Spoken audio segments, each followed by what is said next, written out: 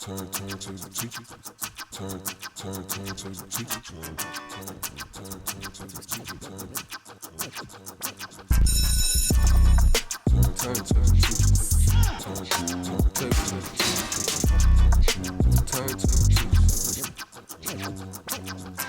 And welcome back. I'm Mike with the Turntable Teachers, and class is officially back in session. Wherever you are listening, whether you're on a podcast streaming platform or if you're on YouTube, be sure to hit that subscribe button and leave us a comment and a like.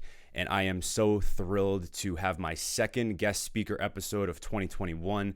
Absolutely thrilled to introduce my next guest. She is just the true embodiment of an artist. She's a spoken word artist, poet, publicist, teacher. She's done some film. She's been a podcast host. She does it all, really. And of course, I'm talking about the lovely Amanda Shea is joining the Turntable Teachers today. Welcome, Amanda, to the show. Thank you so much for being here. Thank you so much for having me. Hey, y'all. Hey. Thank you for that beautiful intro. I appreciate that. Thank you so much. You are so welcome. Thank you for being here. How are you today? How's it going? You know, I'll be honest, I had a really busy day. I woke up super late for it, but I had a really busy day. I did a couple photo shoots. I've changed some smoke detectors, but clearly didn't get them all. So we'll be hearing that in the background, courtesy of dead batteries. We hanging out with my son. We just actually ordered some Spanish food, which is absolutely delicious. I'm waiting to devour mine until after the interview. So okay. I can just smell it right now. And it's... So you got something to look forward to after this, for sure. I mean, I was already looking forward to this interview. Oh, the food is just like the icing on the cake, honestly. Yeah. It's a good icing on the cake. That sounds really nice. So, Amanda, so interestingly enough, the first time I got kind of introduced to you was actually on CWTFB Radio with Charlie Machine, who is a friend of ours. And you were on there. He's a great guy. Charlie, shout out to Charlie. Shout out to the entire CWTFB team. Great local Boston podcast. You guys go check that out if you haven't. I mean, I'm sure if you've been a fan of ours for a while, you've seen he's been on the show prior. So Amanda was on there with Brandy Blaze not too long ago, right? I think that was, maybe 6 months ago, something like that? Yeah, I mean, time is just flying by. Yeah, but yeah, crazy. It was myself, Brandy Blaze, and DJ Washam. Shout out my guy, Charlie. Oh, Washam. I almost forgot. How did I forget about Washam, too? She was on that. We did a little bit of her, when she dropped her album, we put her on our New Music Friday and all that. So hey, two incredible artists Thank y'all as well. for that. That's gang. That's family. But yeah, he named the episode The Jacksons. Yes. Y'all will find out why they call us the Jacksons if you go watch the podcast. Definitely go check that one out, especially right after this one. If you can't get enough of Amanda Shea, which I'm sure you won't. You'll definitely need more after this. After for sure. This one though. After this one. This one. Yeah, definitely. But weirdly, interestingly enough, Amanda, actually, I saw you perform live in October. And it was actually October 4th, and so the story's a little interesting, and I didn't tell you this before you came on, so this is my little surprise to you when I told you off air before this. But so I have a friend of mine. It's actually my brother's girlfriend. She is part of the Freedom Fighters Coalition, and she actually FFC. Yes, and then weirdly enough, my mom is actually a poet herself and a writer, and of course, there was this big slam poetry session that was happening in the Boston Common on October 4th, and so we convinced my mom to go do it. So we all went to support her. It was me, my brother, my brother's girlfriend. My girlfriend came along with me too. Yes. And so we all there. And so my mom goes, and she did a fantastic job, and we were very proud of her. And then I'm sitting there, we're watching the rest of them, obviously. And it was a very moving day. If anybody hasn't been to any of these, especially once the weather gets nicer, and you guys can, especially in the spring, definitely go check some of these out. They're really amazing. And so I hear your name called, and I'm like, wait a second, that name sounds familiar. And as you get up and I see your face, I'm like, oh, she was on CWTFB Radio. I've totally seen Amanda before. And you got up there and you had two incredible poems. But the first one was so moving. I couldn't remember exactly what you were talking about. But the second one, I actually took a recording of because I'll quickly play it in just a second, a piece of it. But you were talking about your sideburns. Yes. Yep. Wish sideburns were important. They literally do nothing but sit there, serving nothing but its existence. Dark hairs making a trail alongside my earlobe. What's its purpose? I wish I could ask Ashanti.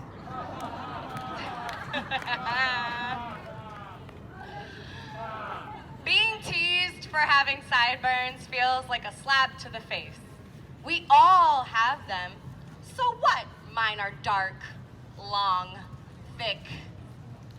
My grandmother's are thick. Were thick. Wish I got to ask her how she felt about hers or about her hairy arms or hairy neck. I wonder if she grabbed her throat to silence herself from speaking out, or was it to cover them? Our culture is known for our hair. Portuguese, Iberian, Southern European. Funny how the hair on your head allows you the courtesy of speaking loud in a room. Depending on how relaxed or laid it is, had being visibly hairy equate to royalty, we'd be rich. Spoiled. The soil in our acres of land would have gold in it. Every speck for every insult. Every comment of, you should shave it, wax it, hide yourself. You're too loud in here with all that hair. Go sit down somewhere with your hairy sideburns and arms. Go shave it like you do those armpits. Get in there, cut off every piece of hair off your body except your crown. Conform to fit in. I wish I could ask my grandmother how she coped with her sideburns. That's it. You know, that's the third time I've performed that poem ever. Yes. Sideburns. Your sideburns, yes. Yes. And so the coolest part about this, right? And again, my girlfriend's sitting next to me, and she has told me for like years, right, that she has been, since she was a kid growing up, that she was always been so self-conscious about her sideburns, right? So yeah, and people making fun of her and things like that. And you get up there and you're talking about these exact things, right? And like people making fun of you for your sideburns, and like basically it was kind of a like I thought anyway, the way I kind of took it was like a critique on like the vain qualities of like things that we value in society, right? Because we value like appearances and hair and all that jazz. And my girlfriend's sitting there and she's like mouth half open, and she's just like, oh my God, like. And I looked at her because I knew, I was just like, oh, this is speaking to you, I'm sure. So she appreciated that so much. So something as small as like talking about sideburns. And this is, again, a testament to Amanda. She's cracking up laughing, and I know that. But this is, again, the testament of Amanda as an artist, right? Her ability to just touch whoever is in the crowd. And she clearly had no idea until now that she really made a big, profound impact on my girlfriend. And right before, a little earlier, I was telling her you were coming on the show, and she remembered you right away. She was like, that was the sideburn one. She was talking about the sideburns. So, of course, this is so great. I'm so glad you did not tell me this. Like, you said a surprise. I had no idea. Yep. Oh, I remember. Wow. Thank you for, there's so many like emotions. Thank you for saying that and telling me that story. That day alone was just so heavy and impactful. And I remember your mom. Do you? I do. Really? I remember her. Interesting. I think so. There was two things going on that same day. So there was the Boston Commons FFC, and then Shane Dillon and his band were playing like live in the park on the other side. Yeah. And what's so like incredible about that day for me, anyways, is like the fact that we're utilizing art to really bring people together, like outside at the same time by artists that know each other, but they're literally just doing, like, they didn't plan it. You know what I mean? Right. And it's just, exactly. It was just absolutely beautiful. The poems that day, the people, like, it felt so good. Like, I saw so many people out there too. It was just a gorgeous day. Shout out Eva Davenport and Pauline and Kareem, who like popped up on me that same day. Eva and I were actually on the other side performing with Shane Dillon and his band, and shout out to them because it was just a really dope day with really great energy. Wow, sideburns. Tell your, she's gonna probably hear this. What's her name? Your girlfriend? Her name is Carissa. Carissa. Thank you so much. And like, yes, okay, sis, I understand. Okay, I was made fun of too. I never would have thought anybody could relate to that, honestly, ever.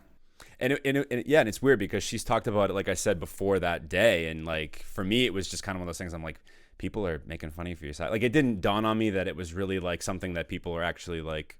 But maybe, I don't know, maybe more people will listen to this and be like, yes, me too. Like, there's going to be this big, massive group now of people that were just completely bullied for their sideburns, which is just crazy to me. I don't understand how that's even a thing, but a thing. I guess it is. Kids are mean. Kids are mean. Kids are yeah, mean. Kids are mean, and hair is really important, right? Like, we really, it's how we identify ourselves. It's one of the first things people see. So yeah, it's crazy. That's why I like shouted out Ashanti in it too, because she was the only person that I knew of that was publicly talked bad about for her sideburns. Right. Yeah. So shout out Ashanti. And like, she's got the versus battle coming up with Keisha Cole. So like, I'm waiting. That's right. I'm waiting. I'm like, it's like 2 weeks away, I believe. So I'm here for it. I wonder if anybody's going to talk about her sideburns or even bring it up. Who knows? Well, maybe she'll like do like an Eminem spin on it and she'll bring it up first so no one else can, you know what I mean? I hope so. That's a good strategy. That's what I'm thinking, right? I mean, someone's take a rip out of Marshall Mathers' book, right? At that point. But who you got in that one? Ashanti or Keisha Cole, you think? Oof. Who you think? I don't want to be trolled, but Ashanti's written a lot of songs for people, other artists. Right. There's so many factors for me that go into it. It's not even just like about hit songs or catalog or discography features or whatever that people are like looking at. I look at it like singer-songwriter ability, right? Like, what are their live performances like? You know, have they written for other artists? Do they write their own music? Things of that nature. So it's hard, but I'm a have to stay true and go with Keisha Cole. Okay. That was like my first instinct when I first heard it. And yeah, I don't know what's going on with them postponing it so much. Just saying. But yeah, Keisha Cole, I remember watching her on like 106 in Park, like singing every opportunity she could get. She was like co-hosting and she would sing. Like, just so to make sure like her voice was heard, which I always admired. So yeah, but I like Ashanti too. Both very strong artists and legends. They're legends. Legends. I agree. Totally legends. They're legends. Totally legends. But I mean, I think when it's all said and done, especially in Boston, I think you will end up being a Boston legend. I really do, because you just seem like you are just everywhere. It's crazy. Like, you're like, I think I do a lot, and then I look at like your page and I'm like, oh my goodness, like. When I'm doing my research, I was like, I know I sent, like, I almost felt like I was overwhelming poor Amanda when I was sent all my interview questions in advance, because she was just like, oh wow, you're very thorough, and I was just like, well, you've done a lot, so it had to be thorough. But I want to start first with. Oh, of course. Can I just say thank you for that? Like, sure, yeah. I don't know how to take compliments, so I'm learning how to say thank you. Like, thank you for that. Wow, I don't think anybody else has said that to me. I've heard Godmother of Boston before. Shout out Pauline for that. Dubbed me as Godmother of Boston, but legend. I hope so. That's legacy means so much to me. So yeah, I hope so. But thank you for saying that. Wow. I'm like blushing. I'll totally rock with Godmother. That actually sounds a little bit better, honestly. I think that fits your just mystique and your aesthetic a lot better too. Anyway, but I definitely want to go get. Oh no, I like Legend too. I like Legend. We ain't gonna knock that. Okay, we're gonna keep Legend there too. Okay, yeah. She's like, I'll take both. I'll take both. It's fine. I'll take both. I'll take all. I definitely want to first talk to you a little bit about, obviously, your history as a spoken word artist. So just like, how did you kind of get into spoken word and just kind of the scene in Boston? Like, where did your kind of roots start there? I have been writing literally since 8 years old. It started out at first, honestly, as like journal entries. Like, I was on my Dear Diary. I actually loved the book Are You There, God? It's Me, Margaret by Judy Blume. One of like my ever like, it's just like that and The Witches is like, I know, right? those were like my two favorite like childhood books, and still are. So yeah, I've been writing for a really long time. It kind of morphed into like other types of writing, like it went from like Dear Diary entries to spoken word poetry to stripping the songs lyrics off of like my favorite songs and like trying to fit my words at like 9 and 10 years old, what in my mind what love was and plugging it in. But I moved here. Most people think I'm from Boston. I am not. I moved here in 2006. I went to RCC, Roxbury Community College, and there was such a big like poetry community at the school. So many of the Club Hope members who are now Hope Inc. members, shout out to them, Quasi, Desiree, Mike, Tim, Curtis, Cristal, everybody. I met them and they were throwing these like open mic nights at the school. And I like attended a few of them and I was just like, yo, this is like way different. Like I've never ever experienced something like this, like live and in charge. And it's like people who are like my peers. Like some of them I didn't even know. I'd be sitting with them in class, we'd be kicking the shit and I had no idea that they could like spit. Right. So it was like super dope. And then I had graduated, went to UMass Boston, you know, lived my life like kind of like, you know, what you do after school, find a career, et cetera, and then popped back out into the scene. And I was seeing spoken word artists, Risha Green, Dee Delgado, Nava the Butterfly, Matt Parker, Matt Ganem, Free, Jadi, D Ruff, so many people that were like just spitting their poems and like just being like unapologetic about it, and you could like feel it. And I was just like, holy shit, where am I? This is incredible. Like every single one of them. And Hope Inc. ended up opening up the open mic nights at Dudley Cafe. Shout out to Bipla who made that possible. And we started running open mics every first Wednesday of the month in 2017. And mind you, I was more like the organizer. Like I love like being like, hey, you want to go see something dope? Come on over here. Yeah. And the host at the time had a personal family matter that they had to attend to. So the group kind of just like looked at me. The team was like, so we need a host and it's going to be you. And I'm just like, I have no idea what the hell I'm doing. I'm not really good at this. I'm also not one of these types of artists who shares their work. At the time, I wasn't sharing my poetry like out in the open. I was still very much to myself. I'd read it to some friends from time to time, but never go on stage.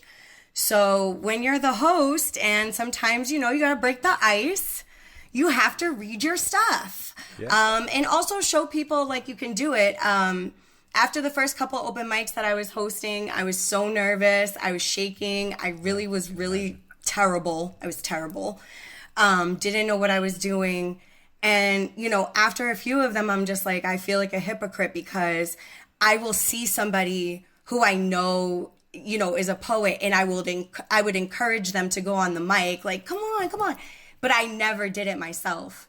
So I felt like I needed to, you know, take that initiative and, you know, find myself. Plus I wanted to like, you know, feel what that would feel like to speak it out loud, not just to like myself, but to an audience and like feel what that would feel like in my body. And I'm so glad that I did. All of those people that I named inspired me to kind of like step into it wholeheartedly. So I thank every single one of them. And I think that's why I'm everywhere, as you say, because Boston has given so much to me, like ever since I've been here. So I just feel like, I don't want to say indebted, because then that means that I owe. I just feel really grateful. So I just want to be able to give that back, pay that back in any, like, move it forward, bring it forward, give it forward, if you will. Because that's what Boston has done for me. So yeah, pay it forward.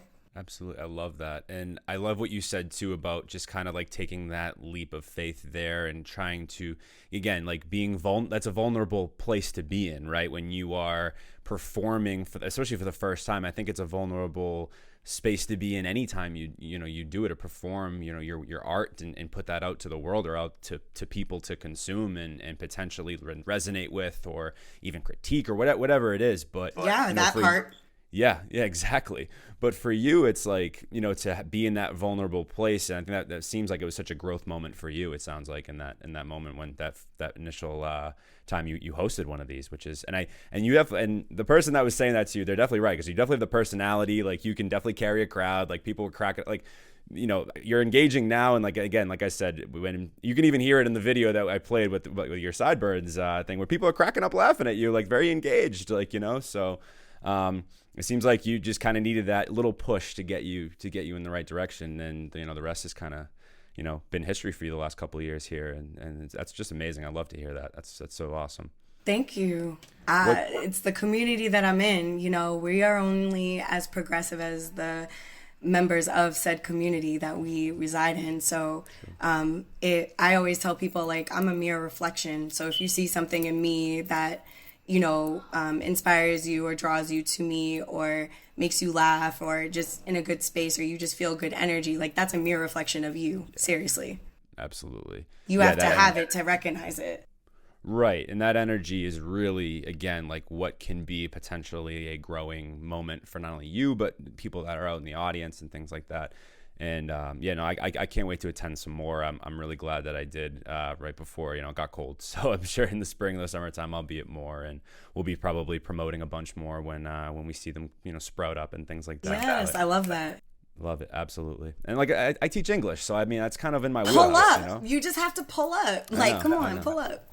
I don't write. I can't say I don't write. It's just I know my strength. I'm not really a creative guy. I'm more analytical inside. Right? I run a podcast. I can speak, but says the guy who's interviewing and doing research. And this is podcasting is a form of journalism, but you're not an artist. Okay, we'll let you have that. We'll let you have that. She's calling me. She's like, I'm pretty sure you are.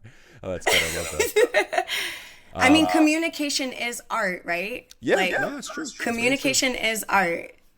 So if you're able to hold conversations and conduct interviews with folks, and that's that is an art form. In a sense, yeah. I guess no. And it's funny. Like I do sort of look at my podcast as I guess you're kind of right. I guess I do look at it as an art form in a lot of ways. So, and I look at myself as a creative. So that's interesting. No, well, thank you for that. You're welcome. Own it. Just own it. Just own it. I love it. For you though, I'm curious. Like, what's the most what's the tougher part? Is it the performance aspect at this point, or is it the writing, or like which one do you sort of enjoy the most if you were to pick? Interestingly enough, I don't know if it's because, we're not allowed outside, or even like before we were going outside.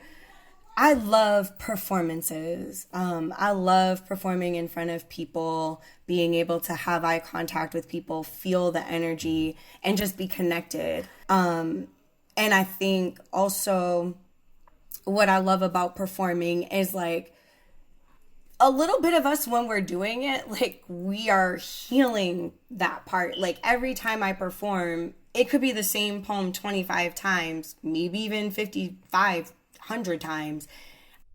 I feel different every time. Like it's always a different experience for me. Sometimes good, sometimes not, sometimes very triggering. It depends. I think before COVID really like made us kind of sit down, I was looking at ways of like basically broadening my like artistic palette, if you will. I had started in like 2018. I put out this really short like a documentary type style film with Afrola Productions, and Erica Femino, who's an amazing artist, Skippy Sannon, who's also an amazing artist. And we came together and just made this beautiful, like 7-minute, 45-second, like mini doc that combined at a snippet of my performance at Arts Underground. Shout out to Eva Davenport. I met so many people through that event, so just thank you to her. And we combined like a live performance, a conversation, and like 3 different types of style of art. So I had Skippy and Erica Femino body paint me, and we also had like a short, like kind of like just dialogue along the lines of like what the poem actually really means, which wasn't even initially going to be included, but I thought it was just important, and Afrola Productions also thought it was important to keep that in there because some of the words that we were talking about, most people haven't heard before. And we combined photography and film all together. And I was like, yo, this is really dope. Like, everything intersects, right? So like when you're in a performance, you're being filmed, you're being recorded, like it's the ways of intersecting art. So I just started brainstorming, like, how can I, do things that are outside of just performances? Because we go through a lot of stuff as artists, and the climate sometimes does change. And that's hard for us to live on a day-to-day basis, primarily off of our art. Not all of us are able to do so, or it takes us some time.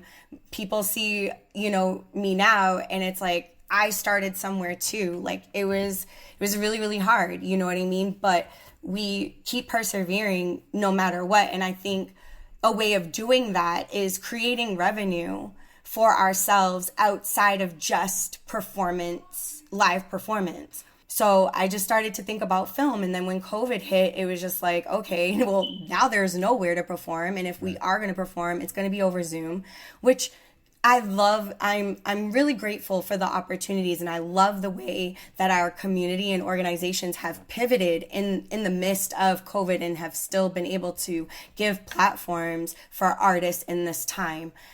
However, it is a different experience. And for me, it's a lot to give. I feel like it's more so to give through Zoom than it is in person. I don't know why. I can't really put that in words, but it just is what it is. Maybe because some of these frequency waves through the technology gets our connections fuzzy and our energy can't completely connect directly. I don't know. But for me, I wanted to start taking a step back for 2 reasons. One, what if the platforms never come back, right? Right.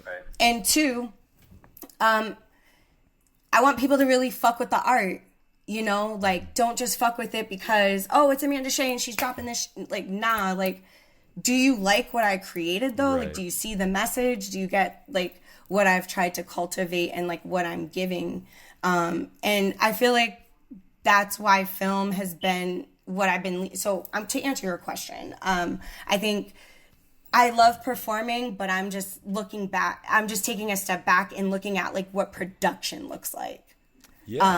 As opposed to just like live performing. Yeah, but that's good though, because you're seeing like you said, I think, and that's kind of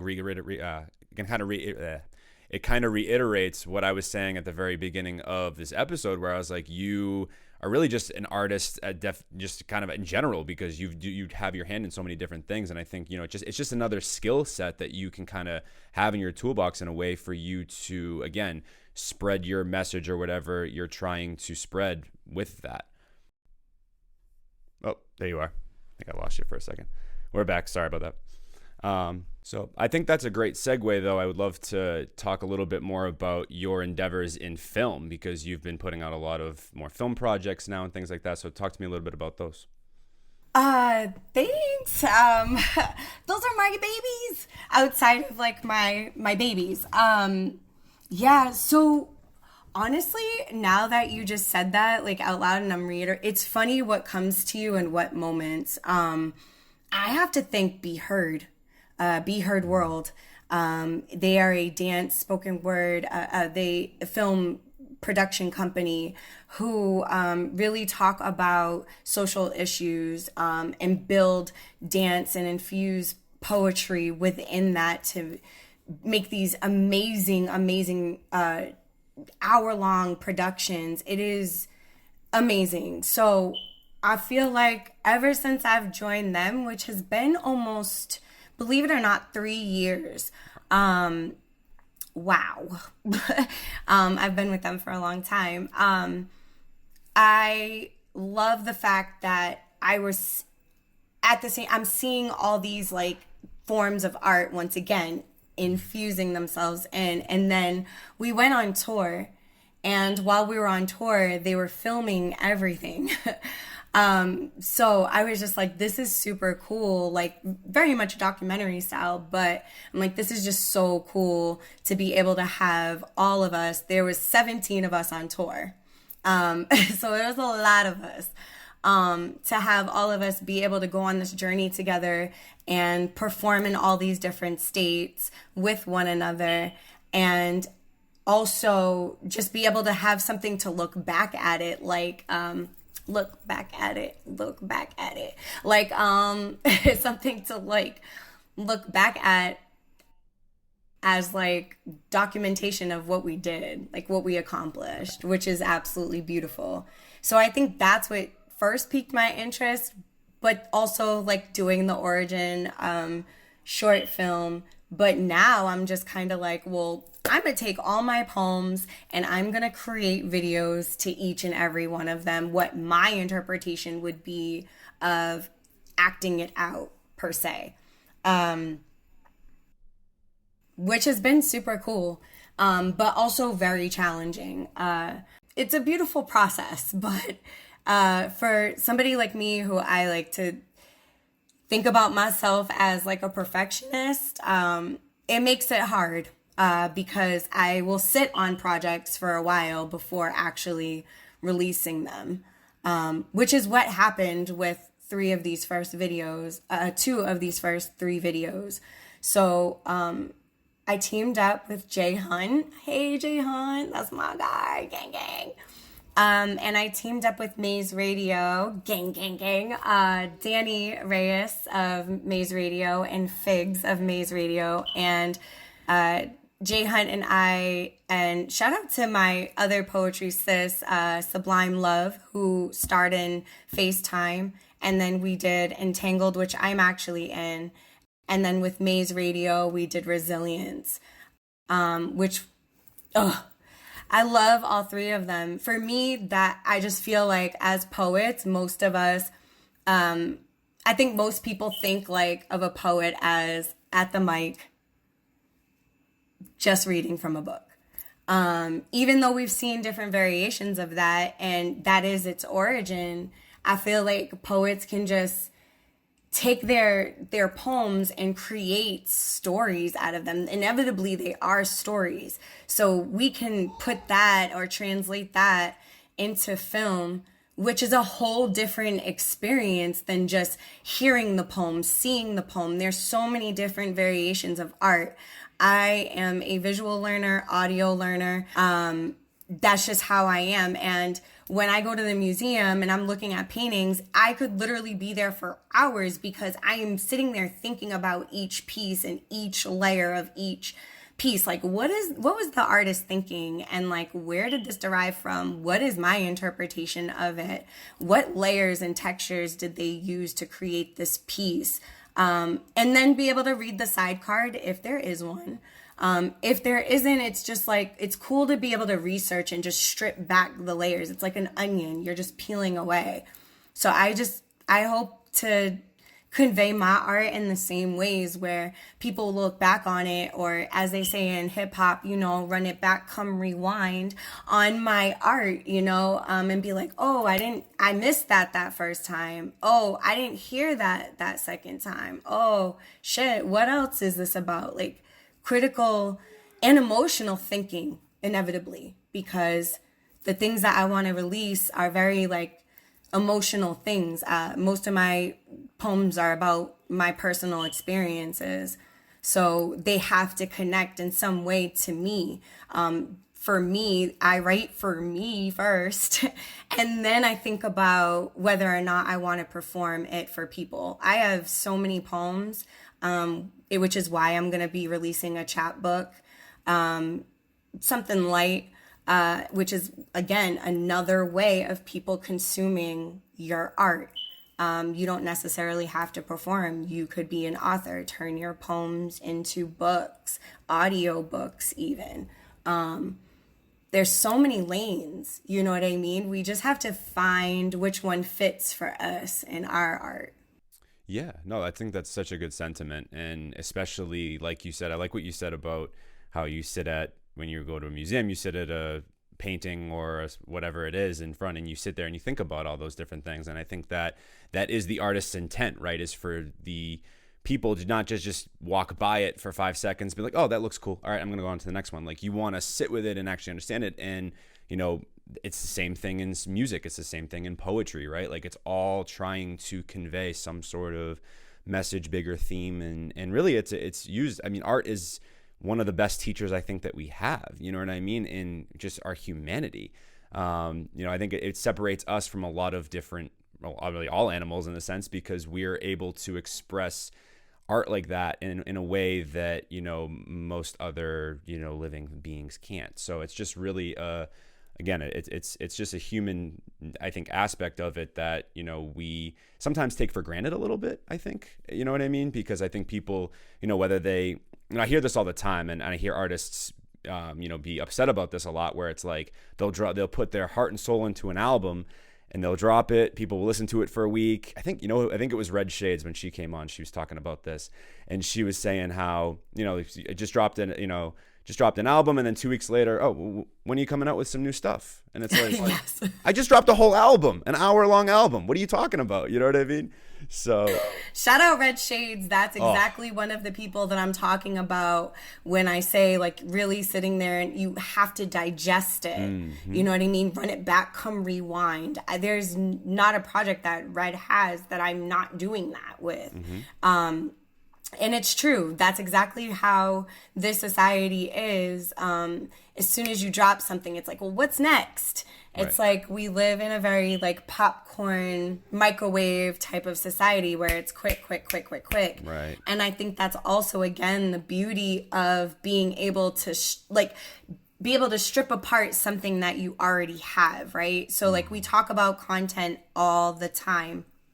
Constantly we're like, oh, we got to get this out, and I need this, and I need that, and I need this. But it's like, but you have something, you know. It's just like artists. You guys have music. You all have music. For all that, you have one version of your song. Do a remix, you know, or do an acoustic set with your whole album. Change the like. We can mess with melodies, and we can change the production, we can slow things down, speed it up.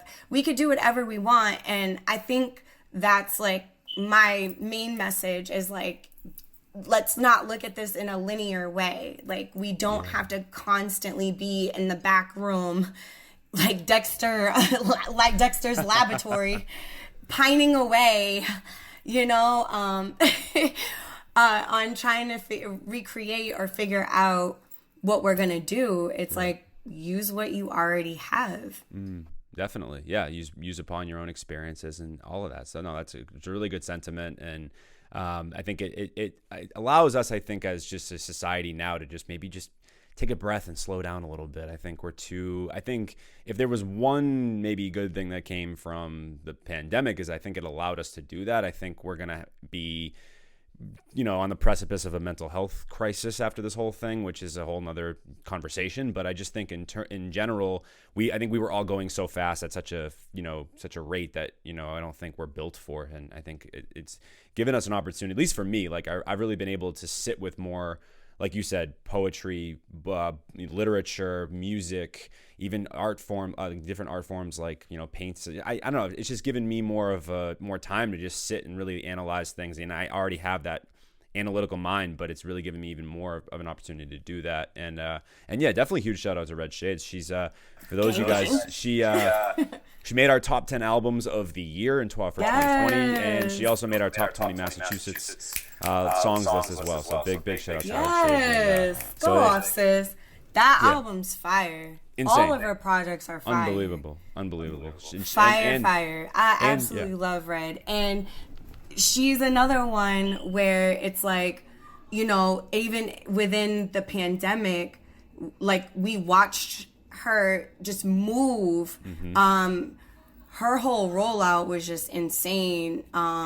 What she was doing was just different than what we were seeing at that time. And she's definitely somebody I'm inspired by, and I look up to for real. Just because she's just always like visionary and just always trying to think of ways to just reinvent, you know. And Absolutely. I think and be able to connect people to the ways in which of how she's going about it and sharing the knowledge. I admire that about her. I know she's a lot. I respect her a lot. She's definitely going to be, to me, in my mind, she's already a legend. But when we talk about Boston legends, Red Shades, her name's definitely in there. Absolutely. And she had a great episode too for you guys, so make sure you check that out after this one. But if you missed that, if you happen to miss Red Shades on our show in 2020, she jumped on and had a fantastic episode. Like I said, and as Amanda's saying too, she is definitely a visionary and she can rap. Boy, can she rap. Ass off. I mean, bars. The crazy flows that she played with on that album, it's next level. So definitely make sure you check out that Feel the Aura album too if you haven't. But no, I definitely want to talk a little bit more because I think that this project was so powerful for you, was the Resilience Project. And I want you to explain that a little bit more to our audience about what that whole concept was about and really, you know, where you were trying to go artistically with that. Because I think that was, again, one of the most beautiful things I've seen in the last couple of years for sure. Thank you. Wow. I told you I don't know how to take all of it. So thank you. Wow. Wow, you never know like how people truly feel until you have a conversation. So thank you. Resilience. FaceTime was a beautiful project to me. So I released 3 videos and like I said, shout out to Jay Hunt, did FaceTime and Entangled, and shout out to Sublime Love for being in FaceTime. And shout out Nancia as well, who was on the set for Entangled as well and just like killed it. Just the tons of support she gives me, the jacket she gifted me. She's just an amazing person as well. Y'all go check her out, obviously, after this. Yeah. So when we did those, you know, they were done for a while. And I was just kind of like nitpicking, you know what I'm saying? Like about every single thing. And, you know, I love you, Jay. I hope you're not upset that I'm saying it, but I'm sure he was like, Amanda, because I was just like, it was such a big deal for me because it was the first time I had ever done it. And I'm like, I just want to do it justice. FaceTime was a poem I wrote in COVID, basically talking about how I have to look at my face now being on Zoom all the time and how I had insecurities about that. And I was nervous about even putting that out, to be honest, because I don't talk about that stuff. And most people, when they see me, they say that I appear very confident. You know what I mean? Even though I suffer from anxiety and social anxiety, I feel like I do an okay job hiding it. But people say I appear confident, but it takes a lot to get me to those levels. And it was really a vulnerable space to put myself in because I'm like, damn, I'm all talking about my face. Like, who trashes them? You know what I mean? Like, who points out their insecurities, like the Eminem effect? But I just felt like there was so many people that probably felt the same way. Like, damn, I got to get on the computer again. Like, I'm on Zoom. Like, I got to get dressed. Like, we don't necessarily feel like ourselves 1000%. You know what I mean? So that was that. And then Entangled was about basically how I summed up my marriage. I was married, and I think most people know that I am now getting a divorce. We've been separated for quite some time now. And it was just, for me, was a way of just talking about what marriage life was like for me. which was a really like shitty experience. I'm glad I did it, but it was just a shitty experience. There was some good things that I learned along the way with it, but it like really broke me. And Entangled came right from a phone call with my ex-husband. Actually, like we got into an argument, and instead of like saying everything I really wanted to say, I felt like I needed to put it in the poem. Because, you know, that's what poets do. We'll pull over even when we're driving and be like, voice notes or write. I like to write. And I was nervous about putting that out because in the video, I'm in the dress that I got married in. So I literally had to put myself back into that space, recite that poem. And it was really hard. But Jay Hunt and Nancia and Sublime Love was actually on the set for that too, really held me down in that space. I wasn't acting. It was real emotions, but I was scared watching it back. Like, damn, that's what my face looks like when I feel that way. And it was hard to watch. But I did it. And then Resilience.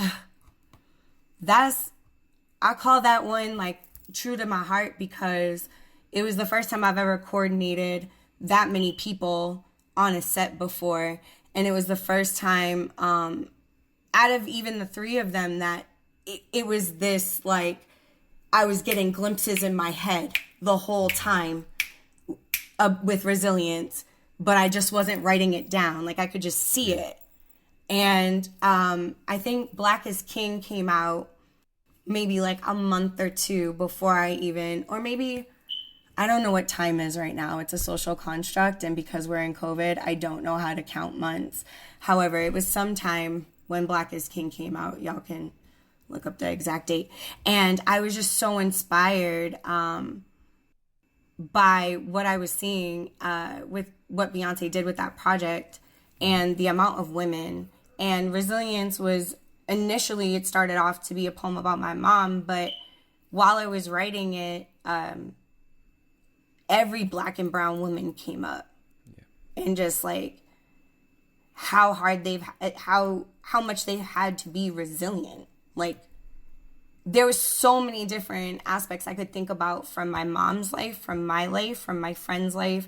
And then it just expanded from there. It became more of like from a global perspective.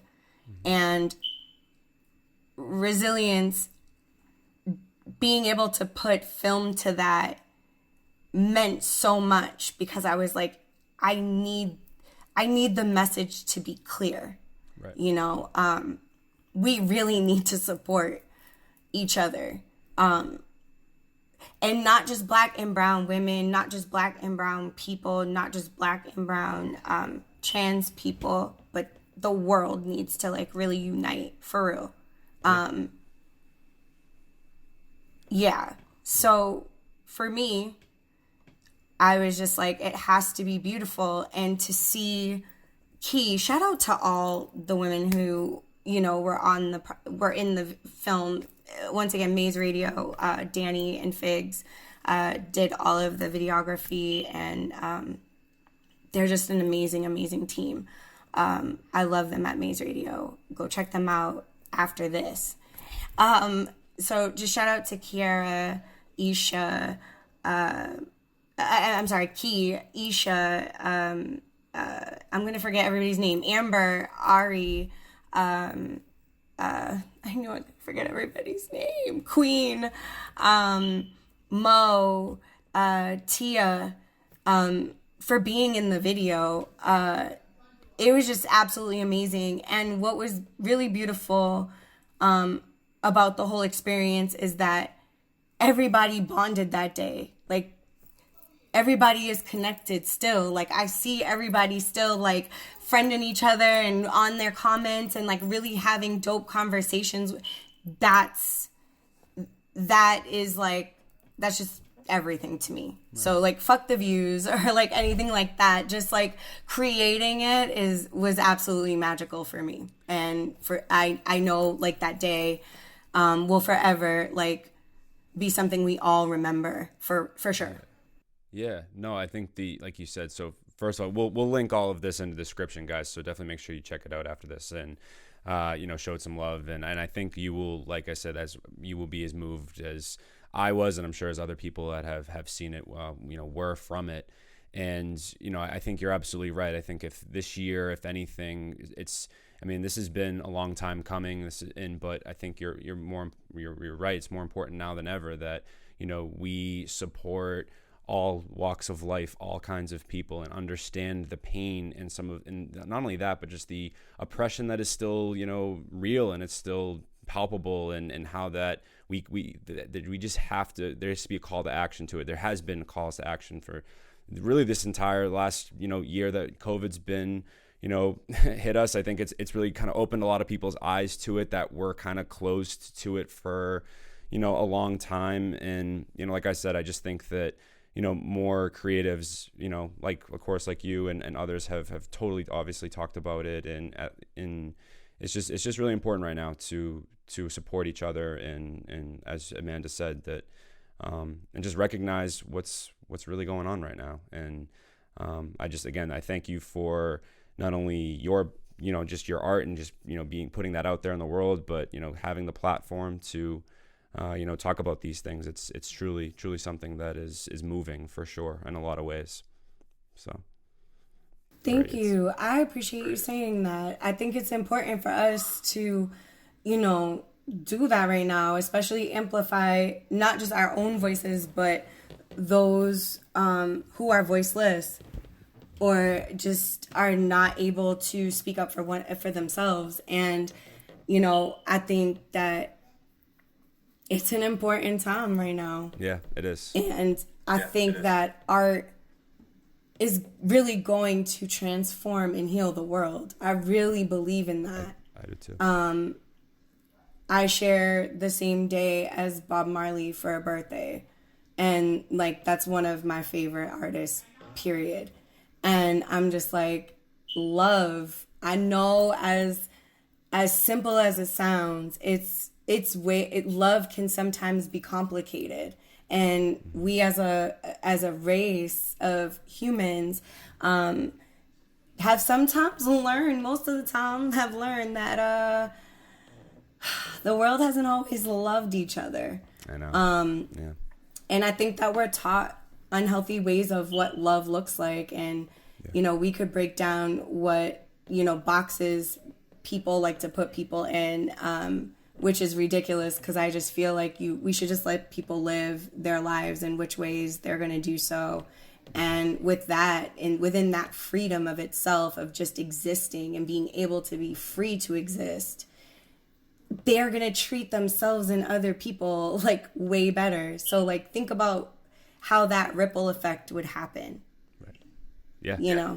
No, it's so true. And I think that, if we, again, like you said, we show each other love, that will kind of hopefully start this sort of, not movement, but again, I get to use your word, a ripple effect of, just understanding where people are coming from. And that, like you said, love is very complicated, but, we do still need to love and support each other. And I think, like you said, this time has just been really the most kind of eye-opening, I think, for a lot of people. And if you're still in the dark with it, I'm sorry, I don't really know how to help you at this point, because there's been a lot. If you're in the dark with it within society, or even just in the darkness of yourself, we don't show pity for those people. We just pray for them that they will find the solutions sooner rather than later. And exactly. they open their eyes and are able to see that.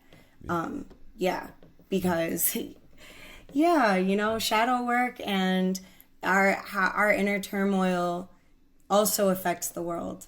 It's like the pay it forward thing that we were talking about in the beginning. It's like when you walk into Dunkin' Donuts and people are paying each other's coffee, but then there's some asshole that just stops the whole chain of command. We don't know why that person stopped the chain. We don't know, True. But people would automatically assume, well, you're an asshole because you didn't do it. It's like, well, what if they couldn't afford to do it?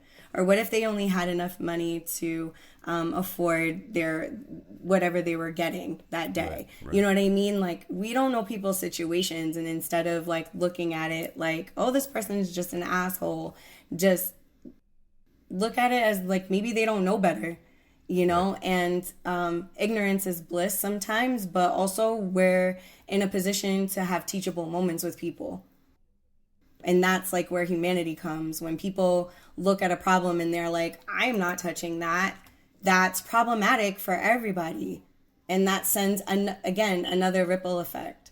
You know, we have to do something, you know, when we see something, you know, that's teachable moments, but that's also like accountability and things of that nature. Yeah.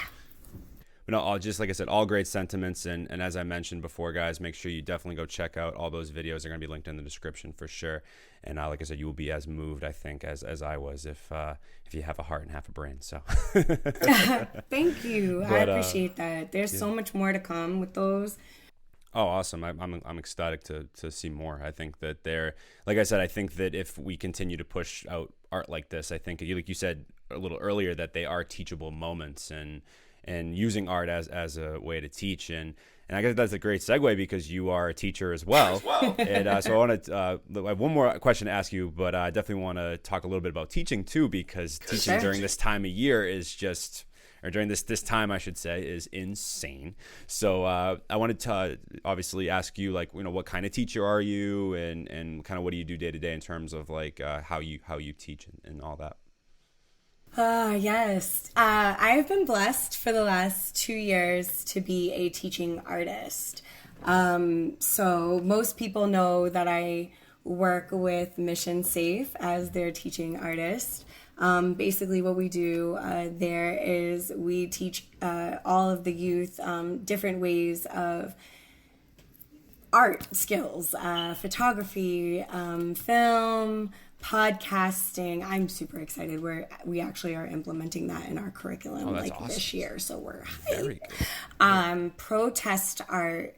We're actually doing a project right now surrounding COVID-19 and like how can the youth notify and create videos and informational facts for their peers, but like also at their peer, not just for their peers, but also that are like attractive and beautiful.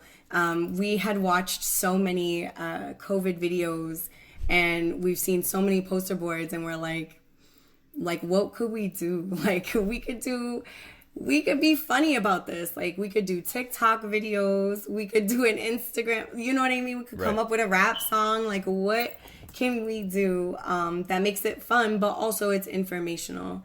I also teach poetry, and we do development with performances, how to curate shows, all types of things that, like, awesome. Artists do, how to be an equitable artist, as well as like other secondary post high school education. So like we're doing college tours and things like that. It's a really amazing program, so I'm just happy to be a part of it.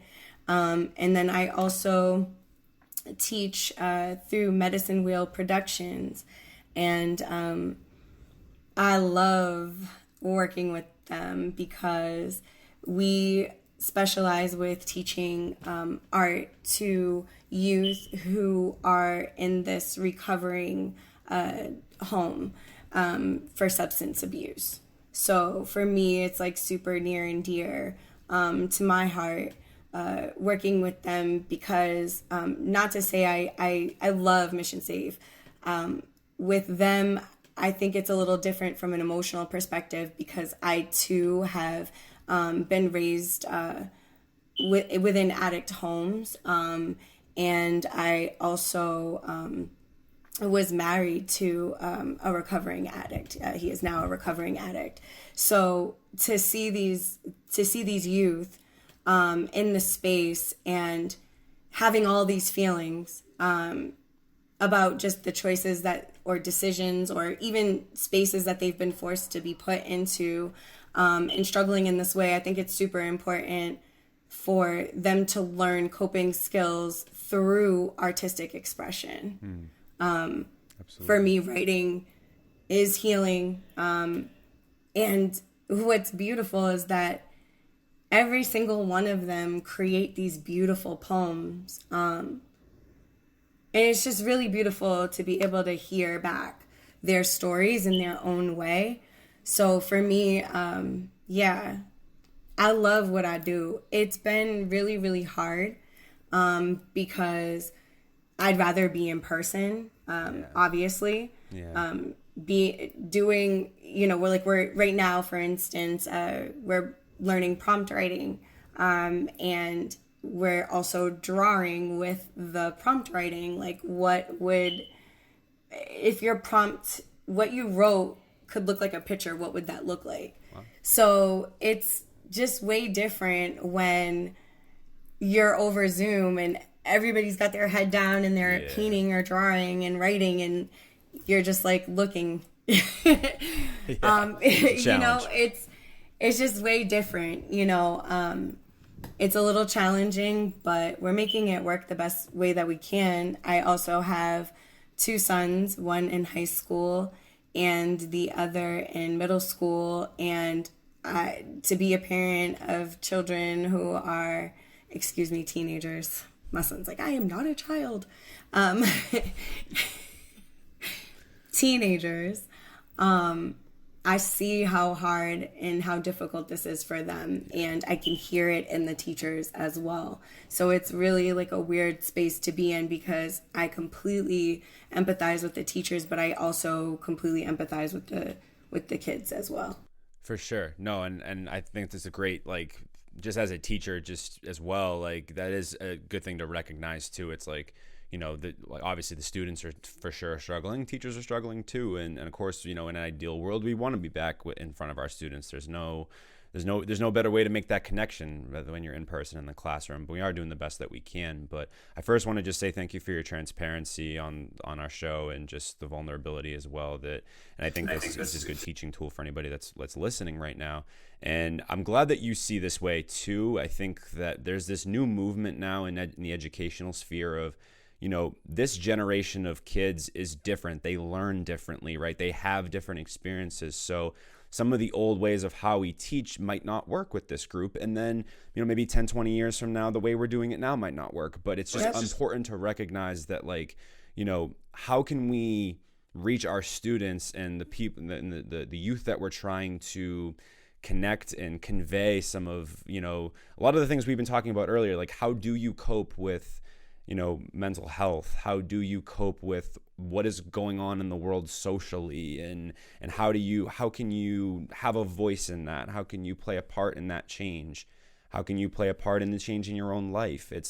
And then how can you connect what you're reading and writing and seeing to yourself and to the world around you? And it's really, it's a difficult thing. These are, higher level thinking skills, but if we raise expectations, come from it with a place of compassion and understanding, of our students and what they need, what their needs are. I think that's really the way that we can reach them. And I love how you're using different types of mediums to engage them, because, in this day and age, there's just, as we talked about earlier, there's just so many different things going on. It's like, how can you focus anymore? It's even, I'm sure you're feeling it too. Like you said, just us teachers are struggling as well, just as much as the kids. And, I've suffered from anxiety as well. I've talked about that on the show a couple times, and especially I don't like just throw it out there, but when it comes up, it comes up. And I tell them all the time, I'm like, they ask me how I'm doing, and I almost, and my girlfriend and I were talking about this too. It's like, now, the kind of the taboo, not taboo, but like the normal response when someone asks you how you're doing, it's like, oh yeah, I'm doing good. It's like, why are we all saying that right now? Like, no one's doing good. Like, let's just say, I'm struggling right now. Like, and being open with your students about that. I think it's an important thing. So to just be able to connect with them and have those different. Thank you for saying that. Yeah. And again, like, thank you for your transparency as well. It's not easy for us to always, say exactly what we're going through. I think, to bring back to what you said initially at the top of this conversation about mental health, which is also a whole nother conversation, because a lot of us are dealing with some things and we're dealing with them alone. That's really, really hard. Especially with COVID, like, it's a real thing to potentially catch this. And I think that's very isolating all at the same time. You know, even if you want to, there's some people that are like, I'm not intermingling with anybody, but there's also people who are like, I kind of want to, and it's hard, you know. And I see what this is doing, you know, to my kids firsthand. Like, my oldest lives in Rhode Island, and he goes to school. They're doing like the hybrid model school thing already, where it's 1 week in, 1 week out. And it scares the hell out of me. I'm not even gonna lie to you. And I had texted him the other day, and I'm like, you know, I'm really just worried. I'm like, are you okay? Like, this is, like, how are you feeling, like, now that you've gone back? This was, like, day one of when he went back, and he's like, honestly, he's like, I'd rather sit at home. Like, I'd rather do remote school. He's like, I didn't miss this at all. He has a way different schedule. Like, he gets up in the morning, he checks into his homeroom. He doesn't have any real, like, engaging interactive classes. He does all of his work through his computer. He's done by, like, noon. He does all his work in 3 hours. He's got straight A's and B's, and then he's cool for the rest of the day. If they end up posting some homework after 2 p.m. or 2:30 when he gets out, he'll go and check his portal. If there's nothing in there, he's coasting. Whereas my youngest is like, he's in these classes from 8:30 in the morning to 3:30 in the afternoon with a half an hour break period for lunch. And that's really it. It's a lot. It's a lot. Could you imagine being on Zoom back to back to back to back to back? Like, I'm looking at his schedule now, and I'm like, there's not even a 10-minute, like, catch your breath. And I can only imagine what that looks like for teachers. So it's really hard. I took 2 independent study classes in college and, like, almost failed. It was hard, okay? There's no one to hold me accountable. It's all on me. And I almost failed. So I could not imagine having to wake up and check in, like, it's difficult. From my house, from my bed? Right. Yeah, seriously. No, it's hard. I mean, and my school's been back and forth. We're like, we've been hybrid for a little bit, then we're remote, then we're hybrid again, then we're remote. And it's like, and that's just, regardless of what it is, it's all taking a toll on us, you know, and it's all, you know, but again, it's obviously important to educate our students and obviously figure out, you know, like what's going on. Like, even, you know, the other day too, like with everything that happened, obviously when this episode comes out, it'll be a few weeks, you know, prior. But as the time we're recording this, it was about roughly a week and a half ago. But, you know, when the whole Capitol, you know, building thing happened, I kind of threw my curriculum out the window that day. And I was just I asked my students, I was like, do you guys want to talk about it? Like, how do you feel? Like, how you feeling? Like, just to take that, like, mental health day, because I think I could even feel it even over the Zoom, just the energy from my students was just kind of like, you know, and rightfully so, because we were all feeling that way. We were all just like, what the fuck did we just witness? Like, right. And for me, just to ignore it, teaching a humanities course, mind you, just felt wrong. And I was just like, the floor is open. Like, who wants to? I'm not gonna tell you guys what to think. I'm not gonna say. I mean, and then they did ask my opinion. I obviously did share it, but like and I'm not afraid to. It's fine. Like, and I wanted them to open it, and it's amazing when you give kids that space or that platform to do that, what they'll say and what they'll bring to the table and things that you didn't even think of. They're smarter than we think, and they are so smarter than us. I tell everybody that. I am going to tell my age. I am about to be 37. And people always say to me, like, you don't look your age. And I'm like, it's because I'm constantly around young people. They keep me young. They are with it. They're a lot smarter than what we give them ever credit for most of the time. They are paying a lot more attention than most of us think that they are. And I think it's really important that you recognize that they needed that space, because like you said, as soon as you offer it, the things that come out are so profound and in ways that you weren't thinking about. I never thought I was going to see something like this in my lifetime. I just didn't at all whatsoever. However, we're not realizing, like, when that's happening, like, these these youth are in school and they're scrolling, so they're seeing it. While the teacher is still trying to teach, math. It's like they're not.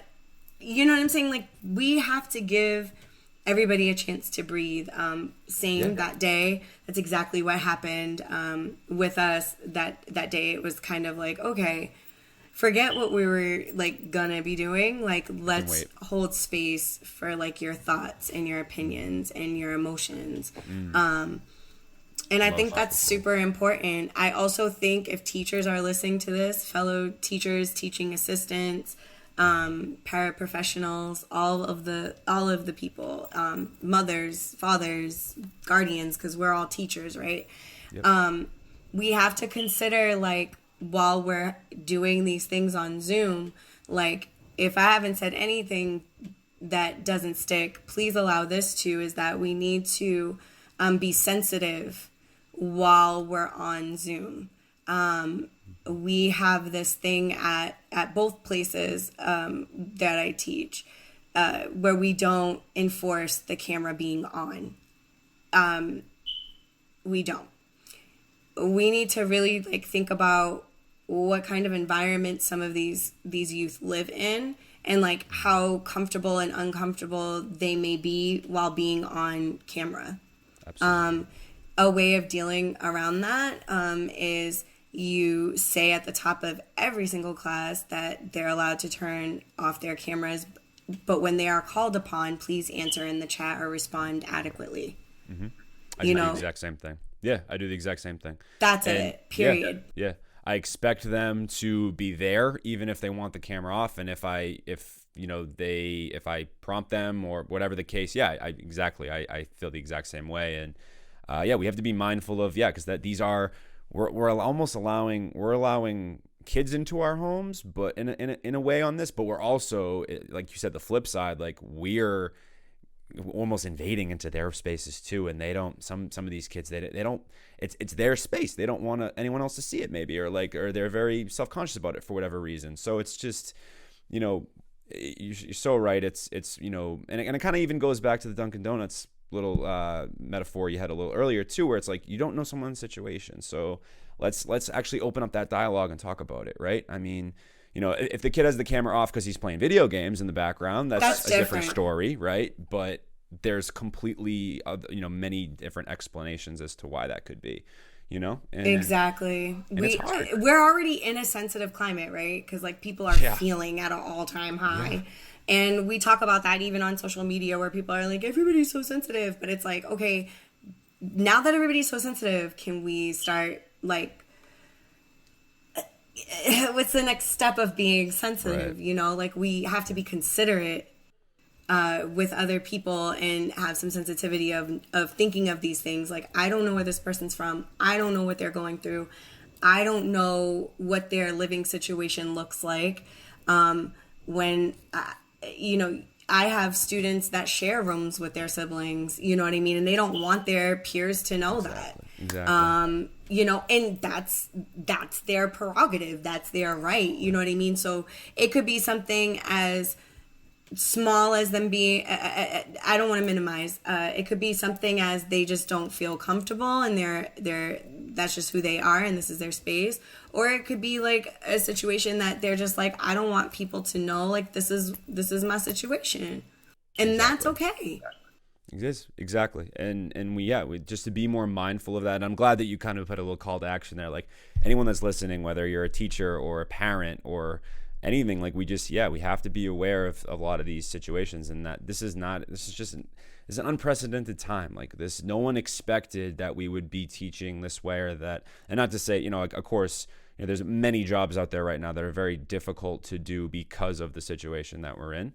But also, like, teaching has been, of course, one that's been impacted as well. So, it's just a really difficult time. But again, I think moving forward, tackling it with compassion is really, the end goal here. I think is if that will help things in the long run if we're just a little more compassionate. But this has just been an amazing conversation, Amanda. Thank you, like, so much for doing this and being here. Like, this has just been amazing. You do. One last question I had, actually. So I did see you have an EP coming out very soon, and I wanted you to talk a little bit about that too. I forgot I said that. Yeah, damn it. I did say that, didn't I? Okay, so like... We can scrap it. No, how did you... You got a lot out of me tonight. The chat book, all this stuff. That's great. Chat book coming soon. Great interview. EP coming soon. Yeah, I am coming out with an EP. I think what I will say, because I don't want to say too much. Okay. I think even on the internet, I was like, if I told y'all I was dropping an EP, like an EP's coming, I said something. Maybe that was the Aries in me, like just put it out there. The Aquarius in me is like, why did you do that? Yeah, I think it's gonna be really dope. I don't think it's gonna be what people anticipate it to be, which is really cool. For me, like I was saying with Beheard World, it's the ability to create something, and I know 10, 20 years from now when I listen to what I've created, I'm going to be like, damn, it's like a time capsule. You know what I mean? And you're able to reflect back on, you know, what you've been through, but more so over like what you've accomplished. You know, I don't think we, at least maybe for me, I'm going to speak for myself. I ain't going to put that on anybody else. But for me, I don't always like celebrate, you know, when I do something or I reach a new goal. I too am, you know, working through, because words are spells, so we have to pay attention to how we speak. I am working through getting to a point where I'm cool with that. Like, right. I don't celebrate all of my successes in the moment sometimes. And like, I went down south recently and I just spent the most incredible 3 weeks ever with like my mom and my sister and my kids. And one thing she said to me was like, do you ever take the time to just like slow down and just like celebrate yourself? And for me, doing this EP is not just a celebration for myself, but also kind of like a rebirth. I feel like, not kind of like a rebirth, it is a rebirth. Everything that I thought to know before now and everything I've gone through up until now, those things are okay. Those are my experiences. That's my journey. I've learned, I've loved, I've lost. It's now time to be 1000% free, like within myself, who I am today. And I think that this EP is going to be a really good way of getting all of those things out, because now that I have done the work and I know what those things are, I'm able to put them into words. And I feel comfortable now about sharing them, which is even more important, right? Absolutely. But I'm going to be talking about some things that I don't think people are going to expect. But for me, there are topics that I think not only are important for me to discuss because I've been through them, but I think they're just important to discuss in general, because we still have some connotations and some negative opinions about certain topics that I will be discussing. So I think to bring that light to the forefront, I want to do that. But also, like, experiment. Like, I don't want anybody to put me in a box. I don't put myself in a box whatsoever. I think that the sky is definitely not the limit. Like, we have space and opportunity to do whatever our hearts desire. Even if we fail sometimes at doing it, we're still able to do that. The choice to start all over again or to make a decision, I think is just incredible. It's an amazing feeling. And for me, this is a way of saying that, like, hey, this EP, hi, what you thought you knew, you don't. And I just hope people like it. I'm already proud of it, to be honest with you, because I'm proud of where I've brought myself to be able to do it. So for me, I'm already happy, and it hasn't even been completed yet. I can confidently say that. I don't have a release date, none of that stuff, and I'm just taking my time. Please do. I'm taking my time. I'm just taking my time. There's no rush for me. With the videos, I felt the same way.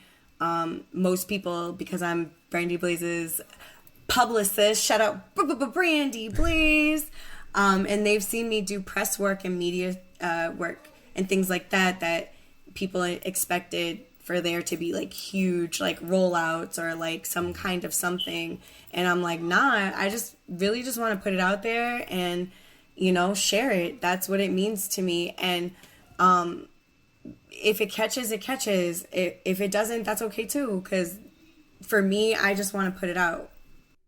Exactly. And such a great attitude to have, because you want to be proud of it yourself, right? And if you're not, then kind of what's the sense, right? So as long as you're proud of it and what you're doing and the art that and really the effort you put into it, then that's all that matters at the end of the day. But trust me, I think if Sideburns can resonate with people, I have no doubt in my mind that whatever's on this EP is going to resonate with at least somebody, if not many people. So, and I'm definitely Sideburns just sounds funny. I have problems. We're bringing it back, like titling my poem. So that's one of them. I was like, I'm just gonna take a word out of the poem, and that's gonna be the title. And I was like, Sideburns. Yeah. And I think I forgot to mention this earlier too. Like, I apologize for my shaky camera work. It definitely on Amanda's video way back in the earlier in the episode. I am sure as you guys notice when you guys hit some of the videos, Amanda's videos, links in the description, that those videos are much more well put together than my shaky iPhone camera hand. But there you go. I thank you for that. Yes, I thank you. You were present. You. Also, like, we talked, you hit me up, like, I saw the videos. Just thank you. Just for real. Like, thank you. Thank Clarissa. Carissa. You got it. Carissa. I'm sorry. I was like, Clarissa Explains It All was my generation. Y'all might be too young for that. But thank you for resonating with the work. Like, honestly, it's that. It's that right there. That's all it is at the end of the day. It's just that right there that makes it rewarding within and of itself. Like, Absolutely. Seriously. Like, people always ask me, they're like, dude, do you want to be famous? And I'm like, nah. Like, I don't want to be famous. Because they're not happy. Those people that are famous, they're not happy. I don't want paparazzi hanging out outside my crib. Like, that does not sound like appeasing to me. Like, honestly, people will maybe come for my neck because I still love Kanye West. Yes, I said it here. I do. You cannot at all cancel this man, because I still love Kanye. Without Kanye, some of this. Okay. I'm like, what just happened? My thing just went blank. Without Kanye, we wouldn't have certain genius projects out here that are living. But, the way he acts with paparazzi, I'm like, honestly, that would low-key, high-key be me. Because I don't like that. It's super invasive. So I don't want to be famous. I want to leave a legacy. Not just for my kids, but for anybody that I've touched. And I'd be remiss if I didn't say, rest in peace, Irvine. The community just lost a huge, just impactful, transformative. There's so many different words I can use to describe who Irvine was. I just hope that in my lifetime I can, touch people in the ways that she's touched all of us, because she has indeed touched all of us, and she truly put in the work for our community. So when I think of legends in Boston, I think of her. And if I can do that here, that's my purpose. That's my purpose. Well, again, thank you for that sentiment too. Rest in peace, Irvine, for sure. And thank you. And of course, again, thank you for everything that you're doing in the community and in Boston to raise awareness on a multitude of different issues like mental health and, you know, racism and oppression and all of that. And I think that there is a beauty that is coming from it. I've witnessed it. I've seen it. And it's just, I think it's just so important. So, but once again, thank you so much for everything you're doing. Thank you for coming on the show today and being here and doing this for our listeners. I think you are like one of the most unique guests we've had on the show in the best possible way. So I'm just so thrilled for everyone to hear this one. And I was I knew it was going to come out this way. I was pretty confident. So, minus a couple technical difficulties on my end, but other than that, this was great. So I thought it was an amazing interview. Thank you so much. Like, I don't even feel like it was an interview. It was a real conversation. Like, that's all it is. We were connected before this. We're definitely staying connected after this. So absolutely. This is not the last. Not the last time Amanda will be on with us for sure. I highly doubt that. I'm pulling up whenever y'all want me to. This was absolutely amazing. Thank you for just highlighting what I'm doing and like highlighting so many of us out here that are really just trying to, you know, build better communities and build ourselves to our best, highest self. So thank you for that. And you're welcome. I'm lit. I'm just like, I don't even know what to do. I know I'm gonna go eat after this because I told you that was the icing on the cake. You have some food to get to. I can't even like absorb Netflix right now. I just have to like sit in this love. So thank you. You're so welcome. You're so welcome. Thank you for real quick. Just plug yourself. I mean, we'll link everything in the description, but tell the people where they can find you, of course. And of course, if you're not gonna follow her after this, if you don't know who Amanda Shea is before this, you're not gonna follow her. I don't know why you wouldn't. It just doesn't make sense. But let the people, life. Let the people know where they can find you. Hey y'all. Hey. It's your girl Amanda Shea. Y'all can follow me at Amanda Shea on Facebook, on Twitter, even though I don't be on Twitter because Twitter scares the hell out of me. Haven't been on it for years. I just can't do Twitter, bro. But I do have a Twitter, so that's Amanda.Shea06. That's the day of my birth date. You can follow me on Instagram at Amanda Shea all day. And Shea is like the butter, y'all. Don't play me. It's not SHAY. It's SHEA, like the butter, especially for my melanated peoples. Like, y'all already know. So, y'all can follow me there. Check out my website. We just dropped it at the top of this month, actually. It's my first ever website. Never had a website before. Fantastic. Shout out Tanisha Charles, a.k.a. Mixtape Chick, who not only did a phenomenal job, but her turnaround time was incredible. I feel like we've known each other, but like she really like embodied who I am on this website. So thank you so much for doing it. Y'all go check out her work. She's absolutely amazing. That's Mixtape Chick. That's with 2 I's in mix. She's absolutely amazing. You can follow me there at amandashea.com. Shea like the butter, that's it. That's where you can find me. And like DM me, hit me up. Like, people always tell me all the time, they be like, yo, I've been wanting to talk to you, but I just be feeling like you mad busy, yo. It's like, please don't have that perspective. Like, if there's something you want to know or something you want to ask, if you want to collab, if you need a feature, like seriously, closed mouths don't get fed, y'all. So just ask. The worst thing that somebody's going to be like is nah. Exactly. You know what I mean? Or ask for a dollar amount, maybe. But you really don't know like what people are how people are willing to work with you until you ask. So please hit me up. Absolutely. Again, firsthand, we've had a lot of conversations in DMs for sure. So, and it's been great. So yeah, like I said, definitely hit her up and like support her, support all her art, everything she's doing, guys. Give her a follow. Everything's linked in the description. And if you are a fan of Amanda Shea coming on to us for the first time, follow us at Turntable Teachers on Instagram. Just got onto TikTok if you're into that, if you're of the new generation on TikTok. Okay. Still learning it, you know. And I have a TikTok too. I forgot. I don't be on it though. I don't know how to do it. Yeah. I'm never doing the Bust It challenge. Just nope. We do not do Busted Challenge at Turntable Teachers. That's not our content. Definitely not.